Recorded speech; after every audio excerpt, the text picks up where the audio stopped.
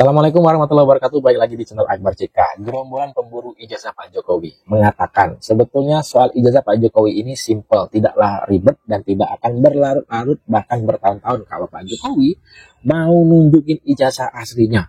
Yang buat ribet siapa? Yang membuat berlarut-larut siapa? Yang membuat bertahun-tahun siapa? Ya gerombol-gerombol ini karena mereka tidak percaya ke pihak UGM. Ya, pihak UGM sudah mengumumkan kalau ijazah Pak Jokowi itu asli dan Pak Jokowi adalah alumnus dari UGM. Jadi siapa yang buat ribet? Kan gitu logikanya kalau dibalik. Nah, sekarang ada seorang tokoh yang minta ijazah Roy Suryo Rismontiva itu dicabut, ya, ijazah UGM-nya. Karena dianggap sudah merendahkan UGM, sudah menuduh UGM memasukkan ijazah Pak Joko Widodo. Seperti apa itu selengkapnya? Tanpa berlama-lama, langsung aja kita simak videonya berikut ini. Sebetulnya memang membutuhkan energi ya, karena harus menjawab kalau ada kebutuhan begini, terutama di media sosial kan.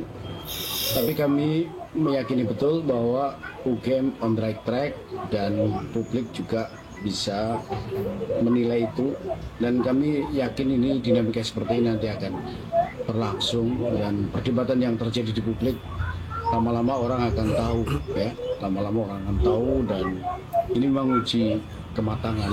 Bagaimana Anda melihatnya? Ini kemarin Roy Suryo bilang bahwa lab for Polri mesti terbuka dengan hasilnya. Menurut Anda apakah mungkin hasil lab for bisa diubah atau berbeda dengan hasil lab for dari lab for digital lainnya? Misalkan ada perbedaan ataupun mungkin ada ketidaksamaan, atau bagaimana menurut Anda?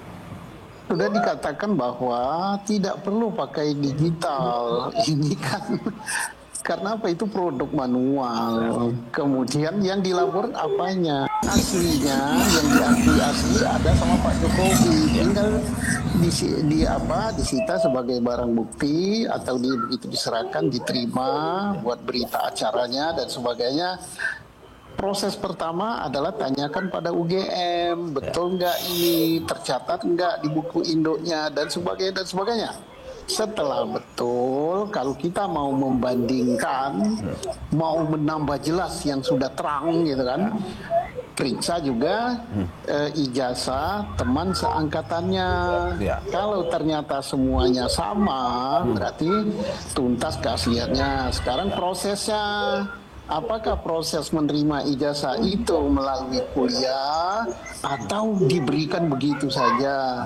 Ya caranya dilihat buku induknya, di daftar tahun berapa, ngakunya angkatan berapa dan sebagainya, dilihat hasil kuliahnya, hasil ujiannya dan sebagainya, kemudian dilihat wisudanya, dilihat KKN-nya dan sebagainya. Kalau itu sudah semua ada, yang mau apa lagi? Ya. Jika masih belum puas menurut Anda, apakah memang ini jika misalkan tidak sesuai dengan keinginan dari Roy Suryo dan kawan-kawan, menurut Anda seperti apa?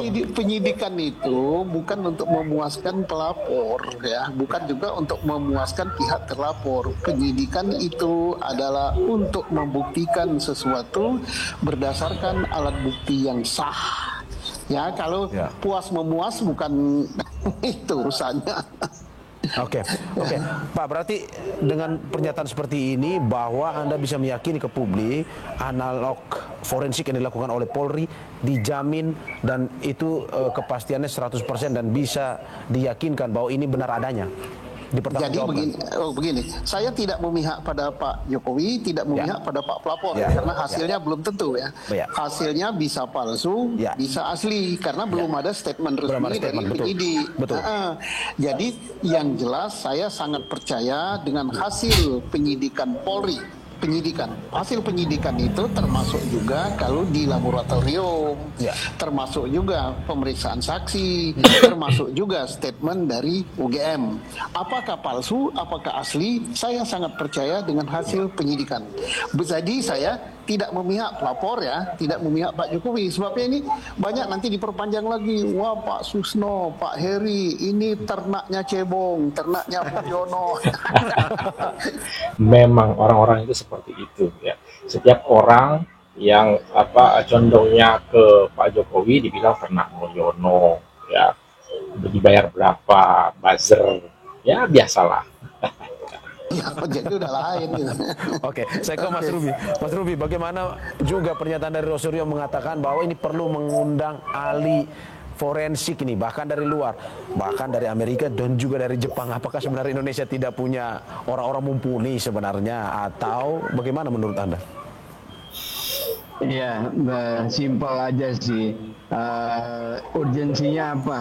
Mengundang pihak internasional hal tersebut, di mana kita juga punya yang kelas-kelas internasional di Indonesia sendiri. Ya. Masalah itu keterpihakan para digital forensik analis yang profesional itu sudah sudah dijaga oleh asosiasi mereka, bagaimana mereka harus tunduk, harus sesuai hukum yang ada, lalu mereka bagaimana mereka menjadi saksi ahli dan melakukan proses forensik digital sesuai standar internasional, itu sudah sama semua, baik yang profesional murni maupun yang di penegak hukum di Indonesia. Jadi menurut saya sampai saat ini belum ada urgensinya untuk mendatangkan ahli forensik dari luar negeri sekalipun. Oke, kalau misalkan diundang pada akhirnya dan ada apakah mungkin bisa ada perbedaan misalkan dari analis forensik dari Amerika berbeda dengan yang di Indonesia atau bagaimana? Ya, kalau berbeda, kalau kita bicaranya dalam konteks kasus ini murni gitu ya, menurut saya nggak ada yang mau datang ahli digital forensik di luar gitu, karena tadi mau yang forensik digital apa gitu, orangnya produknya bukan produk digital. Nah, dengan itu, ini bukan produk digital ya, bukan produk digital. Mau ahli forensik dari manapun, ya hasilnya tetap sama. Dengan tuh. Kalau saya tadi membahas hanya urgensinya, tapi kalau balik ke kasus ini, mereka mau melakukan digital forensik, logika saya mereka nggak akan menyanggupi karena nggak masuk akal bagi mereka. Ya. Bicara skripsi, Anda sudah mengakui bahwa Anda memegang itu, Anda sempat memegang itu, memfoto dan sebagainya, dan Anda melihat bahwa skripsinya Pak Jokowi palsu. Iya. Berdasarkan analisa, skripsinya Pak Jokowi palsu. Satu lagi saya tanya, skripsi Pak Jokowi palsu. Oke. Ini sebelum saya ke Mas Ruby, kalau melihat bahwa hingga saat ini masih terus ada kecurigaan dalam arti bahwa ini orang selalu membandingkan. Kalau kita lihat di medsos bagaimana skripsinya, kalau kata yang tersebar di medsos ini bukan skripsi tapi tesis, terus juga tidak ditandatangan oleh dosen. Apakah memang kecurigaan-kecurigaan ini layak untuk diperiksa oleh penyidik, ataukah memang sebenarnya penyidik harus mengikuti aturan-aturan yang sebenarnya sudah sesuai dengan SOP dalam pemeriksaan ijazah ini asli atau palsu? Yang dipersoalkan ijazah, kemudian melebar ke skripsi. Nah, skripsi dan sebagainya yang ke buku nikah juga ya. Terus nggak lama lagi ke kakak, akte kelahiran, itu juga bakal kena ya. UGM, bukan publik. Oke. Nah, tetapi suara pelapor itu kan diadopsi dengan pemeriksaan saksi pelapor. Tapi apa yang dijelaskan oleh saksi pelapor selaras dengan yang dijelaskan oleh UGM atau tidak? Kalau tidak, berarti yang benar siapa? Yang benar ya UGM, dia yang ngeluarin kok. Jika perlu, apabila ada alumni satu perguruan tinggi tapi punya perilaku yang tidak mencerminkan sarjana, cabut aja ijazahnya, batalkan aja gelarnya. Harus ada peraturan itu. Kalau ada orang ngaku alumni UGM kemudian dia malah mengolok-olok kampusnya sendiri, cabut, menginjak-injak kehormatan suatu kampus. Padahal kan masa UGM alumni kan banyak sekali. Kenapa kok banyak yang diam gitu loh? Apakah kebenaran itu harus diam gitu loh? Memangnya orang semuanya mau mengutin sampah di jalan? Wajah ya terjadi hormonal disturbance ya. Beliau itu mengalami penuaan yang cepat sekali gitu. Rambut rontok habis, kemudian kerut-kerut dalam hitungan bulan muncul. Kemudian ya ada hal-hal yang tidak etis saya sampaikan ya, tapi kelihatan sekali bahwa beliau itu benar-benar mengalami sebuah fase degeneratif ya, fase penuaan yang sangat cepat sekali terjadi, dan itu terjadi karena hormonal disturbance. Itu kenapa hormonal disturbance terjadi? Hormon otak disturbance karena stres. Kenapa pemerintahan Pak Prabowo ini sekarang lagi mungkin mencanangkan merazia preman, yang orang yang rusuh-rusuh gitu. Kenapa sih rombongan Rismond dengan si Roy Suryo ini kenapa nggak dikategorikan seperti itu gitu loh? Dirazia, di rumahnya ditangkap gitu kan, disamakan dengan preman-preman itu gitu loh. Karena mengacau. Karena ngacau kan sama. Tujuannya memberantas preman sekarang ini kan Karena memang agar investornya agar nyaman gitu kan. Tapi kalau provokatornya didiamkan tetap aja akan muncul. Bang Bowo udah kembali ke jalan yang benar. Preman Betul baru. apa kata dia? Kalau saya kan? bisa menyelamatkan mereka ini ya sama dengan preman. Karena kegiatannya itu terus, nanti beda judul. Tokohnya itu terus. Yang lebih bahaya lagi, purnawirawan ini udah bergabung dengan mereka dan menggunakan powernya untuk membackup si responden. Nah ini bahaya gitu. Kalau ini dibiarkan menjadi bola salju, ini akan menjadi disintegrasi bangsa. Saya dulu orang pembenci Pak Jokowi karena saya pendukung Pak Prabowo. Waktu 2014. Saya ketua umum 2016. ya. Oh. 2009 saya. Oh, dari 2009. Saya dukung Pak Prabowo dari 2009 sampai sekarang saya di Gerindra. Saya paling vokal, lebih vokal dari Rismon. Boleh intelijen buka yang bikin ribut tahun 2019 di depan Bawaslu saya, Bang. Sampai saya jadi TO, Egy Sujana ditangkap. Liu Sukarisma ditangkap. Semua ditangkap, Bang. Saya kabur, Bang, hampir sebulan. Handphone saya buang ke kali. Jadi sebenarnya nah, dalam kacamata hukum, ya apa yang dipersoalkan oleh gerombolan ini menurut Bung Firdaus, apakah benar ini palsu? Apakah emang ini harus ditelisik dengan pendekatan digital forensik atau kimia forensik? Karena kan ini fisik gitu loh, bukan produk yang sifatnya foto atau produk-produk digital. Gitu. Gini, mana? Saya tidak mengarah ke situ dulu. Oke. Itu lebih spesifik nanti. Tapi saya lebih kepada pengaruh sosial pergaulan. Dampak sosial dari pergaulan sekelompok ini gitu. Saya masuk di kolam yang sama dengan mereka dulu. Itu berarti temannya Egy Sujana. Iya, CS saya, profesor itu CS saya, teman perjuangan. Jangan kenal juga dengan Rismon. Nggak tahu. Nggak Kalau teman baru ya. Ya, kalau Roy Suryo apa segala itu udah kita ditembak di patung kuda udah ditembak pakai gas mata, peluru tajam sudah. Ya. Jadi itu perjuangan saya dengan Bang Egy Sujana gitu loh. Jadi artinya saya merasa bingung ya, kenapa kalau saya masuk kelompok itu kok saya kayak jadi kesetanan gitu loh. Semuanya saya anggap, udah lo kafir. Lu nggak benar pokoknya. Pokoknya itu mereka tuh nggak mengkaji secara yuridis. Cara apa sih? Masuk kerumunan itu jadi kayak kesetanan. Pikiran yang normal ya, secara waras. Pokoknya intinya mau benar mau salah, gue tetap benar. Gitu loh. Pokoknya semua orang gue justifikasi. Ada kok video-video saya, mungkin intelijen masih pegang video-video saya pidato maki-maki Pak Jokowi karena saya bela Pak Prabowo. Ada. Gitu loh. Tapi kok sekarang terkesan bela Pak Jokowi? Setiap hari saya menyesali dosa saya. Karena saya sudah mau maki-maki Pak Jokowi dulu. Apa yang membuat Bung Firdaus berubah setelah setahun itu, kemudian berubah justru menjadi semacam diehard untuk Prabowo Gibran ini, yang di belakangnya ada Pak Jokowi? Saya merasa melihat Jokowi ini ternyata saya salah gitu. Saya pernah meneteskan air mata, kenapa? Karena saya pernah bersalah sama Pak Jokowi gitu. Jadi segitu kejamnya saya terhadap beliau, memaki-maki beliau, menjustifikasi lah Pak Jokowi gitu. Ternyata beliau tuh membangun gitu, membangun bangsa ini gitu. Jadi saya merasa berdosa. Jadi benci kepada Pak Jokowi itu benci buta gitu, nggak ada dasarnya. Iya. Sama lah seperti si Rismon CS ini sekarang gitu. Dulu kebenciannya seperti mereka ini. Lebih Bang, saya bilang Rismon itu pemula Bang. Kalau saya udah profesornya. Jadi saya merasa saya pernah meneteskan air mata ketika saya, ya Allah. Ternyata orang yang pernah gue hujat, Pak Jokowi yang begitu sabar, gue hujat, gue ini, ternyata orangnya membangun. Dan saya lihat kok, aduh, seperti ini gitu kan.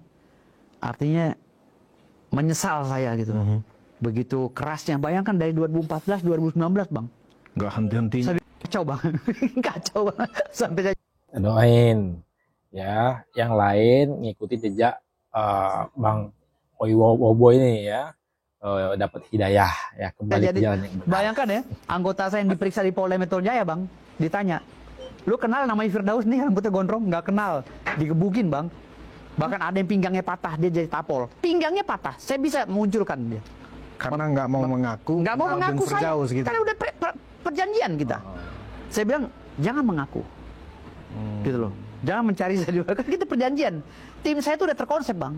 Kalau Rismon pemain pemula Bang, modal bacot doang. Kalau kami tuh udah binteknya Bang. Oh jadi Rismonnya pemain pemula, nol kecil. Kalau kata orang tuh nol kecil. Iya. Kalau saya udah wisuda, sarjana dia baru nol kecil Bang.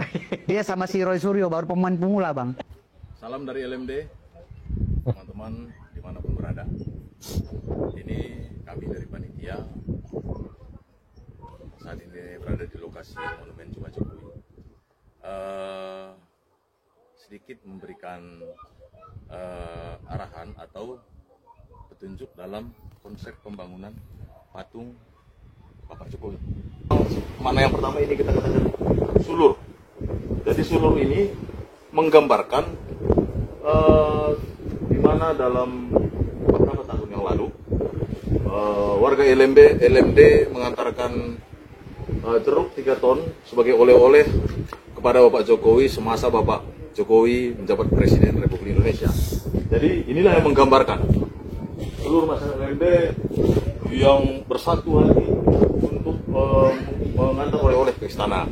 Desain ini Pak Jokowi ini bergerak, bahkan berlari, mengobarkan semangat. Jadi ketika kita melihat patung ini secara keseluruhan, ini secara otomatis Pak Jokowi mengajak kita, ayo semangat, ayo kerja, gitu. Jadi itulah makna-makna yang bisa kami sampaikan secara singkat. Kiranya bisa bermakna buat teman-teman semua, dan kiranya ada hal-hal yang tidak tepat yang bisa kami sampaikan, kami siap menerima klarifikasi atau diperbaiki, dan kami mohon sarannya dari semua teman-teman. Salam dari LMD. Nah, itu dia video kita kali ini. Silahkan ketik komentar kalian di kolom komentar. Sebelum saya ini, jangan lupa like dan subscribe-nya agar tidak ketinggalan informasi dan notifikasi dari channel ini. Saya Akbar CK. Assalamualaikum warahmatullahi wabarakatuh. Salam sehat selalu. Bye-bye.